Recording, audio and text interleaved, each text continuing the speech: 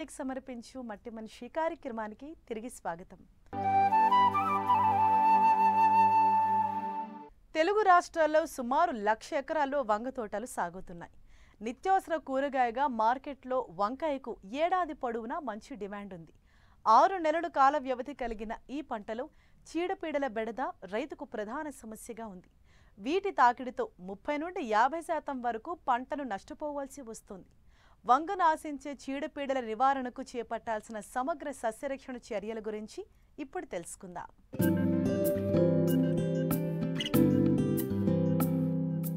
వంగ తోటలను ఖరీఫ్లో June, July మాసాల్లో నాటుతారు. ప్రస్తుతం చాలా ప్రాంతాల్లో ఈ పంట 15 రోజుల నుండి 60 రోజుల దశలో ఉంది. అయితే బెట్ట పరిస్థితులు, అధిక వర్షాలను ఎదుర్కొన్న ఈ పంట తీవ్ర ఒత్తిడికి లోనవడంతో చీడపీడల బెడద ఎక్కువగా ఉంది. ప్రధానంగా ఎర్రనల్లి నష్టం అధికంగా కనిపిస్తోంది. పంటను అమ్ముకోలేక సతమతమవుతున్న రైతులకు ఈ ఎర్రనల్లి కంటి మీద కునుకు లేకుండా చేస్తోంది. వంగ తోటలను ఆశించి తీవ్రంగా నష్టపరుస్తున్న ఎర్రనల్లి నివారణకు చేపట్టాల్సిన సమగ్ర సస్యరక్షణ చర్యల గురించి తెలియజేస్తున్నారు ఖమ్మం జిల్లా వైరా కృషి విజ్ఞాన కేంద్రం శాస్త్రవేత్త రవి. ముఖ్యంగా మన ఖమ్మం జిల్లాలో చూసుకున్నట్లయితే రైతులు కూడా ఈసారి మనకు అధిక విస్తీర్ణంలో కూడా మనకు కూరగాయల పంటలలో ఈ వంగ పంటను కూడా అధిక విస్తీర్ణంలో కూడా వేయడం జరిగింది.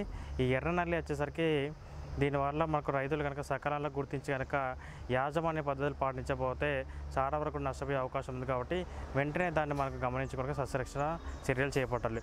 ఒకసారి కనుక దాన్ని చూసినట్లయితే మనకు దీనికి పిల్ల పురుగులు, అదేవిధంగా తల్లి పురుగులు రెండు కూడా మనకు తల్లి పురుగు చూసుకున్నట్లయితే మనకు కోడిగుడ్డు ఆకారంలో ఉండి కూడా మనకు ఎరుపు రంగులో ఉంటుంది. ఈ పిల్ల మరియు తల్లి పురుగులు రెండు కూడా మనకు ఆకు అడుగు భాగాన చేరి కూడా మనకి రసాన్ని పీల్చడం చేస్తుంది. ఎప్పుడైతే ఈ రసాన్ని పీల్చడం వల్ల కూడా మనకు ఆకు పైన ఒకసారి చూసుకున్నట్లయితే మనకు పసుపు రంగు మచ్చలు కూడా ఏర్పడడం జరుగుతుంది. తదుపరి దశలో ఎప్పుడైతే అధిక ఉధృతి ఉన్నప్పుడు కూడా ఆకులు కూడా మొత్తం కూడా మనకు ఎండిపోవడం, అదేవిధంగా మొక్క గిడసబారిపోవడం, అదేవిధంగా ఆకులు కూడా మొత్తం మనకు వంకలో టింకలు తిరిగి ముడుచుకుపోవడం జరుగుతుంది. అదేవిధంగా ఎప్పుడైతే కనుక మనకు ఇది నల్లి ఆశించినప్పుడు కూడా ఆకుల్ని కూడా మొత్తం కూడా గూడుగా చేస్తుంది.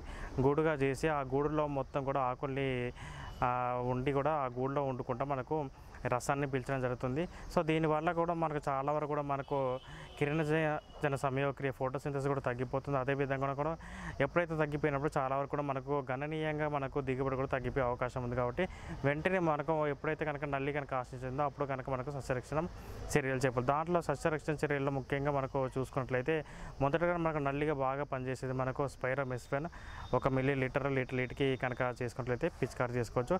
అదేవిధంగా స్పైరోమెస్ఫెన్ కాకుండా కూడా మనకు ఫెన్ప్రోపాత్రిని కూడా మనకు 0.5 మిల్లీలీటర్లు లీటర్ ఇంటికి కలుపుకొని పిచికారీ చేసుకోవచ్చు. లేనిటర్ మనకు స్పైరోటెట్రామాటో ప్లస్ ఇమ్డాక్లోర్పిడ్ ఇది కూడా మనకు 1 మిల్లీలీటర్ లీటర్ కలుపుకొని పిచికారీ చేసుకోవచ్చు. అదేవిధంగా మనకు ఫినాజక్యూన్ అది కూడా మనకు 2.5 మిల్లీలీటర్ లీటర్ ఇంటికి కలుపుకొని పిచికారీ చేసుకోవచ్చు. ఏ మందు పిచికారీ చేసినా ఒక మందును 2-3 సార్లు వాడకుండా కూడా పురుగు మందును మనకు పురుగు ఉధృతి బట్టి కూడా మార్చుకుంటూ కూడా పిచికారీ చేసుకోవాలి. అదేవిధంగా ఈ నల్లి అనేది కూడా ముఖ్యంగా మనకు బెట్ట పరిస్థితులు కూడా ఏర్పడే అవకాశం ఉంటుంది. కాబట్టి ఎప్పుడైతే కనుక మనకు పంటలు కనుక సరైన మనకు నీటి వసతి లేక సరైన తేమ లేనప్పుడు దీని యొక్క ఉధృతి వచ్చే అవకాశం ఉంటుంది. కాబట్టి దీనికి పంటను మనకు బెట్ట పరిస్థితికి గురి చేయకుండా కూడా మనకు సకాలంలో కూడా మనకు పూత మరియు కాత దశలు కూడా కంపల్సరీ కూడా మనకు ఈ నీటి వసతి కల్పించే సరైన మనకు తేమ కూడా కల్పించినట్లయితే చాలా వరకు కూడా మనకు ఈ నల్లి కూడా తగ్గిపోయే అవకాశం ఉంది. కాబట్టి రైతులు ఇవన్నీ గమనించి కూడా మనకు సస్యరక్షణ చర్యలు తీసుకోవాలి.